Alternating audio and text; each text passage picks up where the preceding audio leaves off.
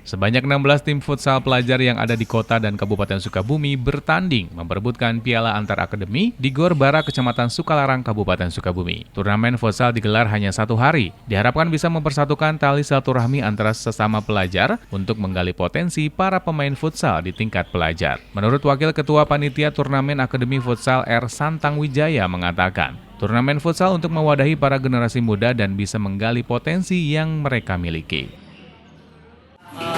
Kami sengaja untuk menciptakan turnamen seperti ini dan insya Allah setelah kasus ini nanti seminggu dari Lebaran kita akan ngadain lagi turnamen yaitu dengan yang akan dipesertakan dengan 32 tim.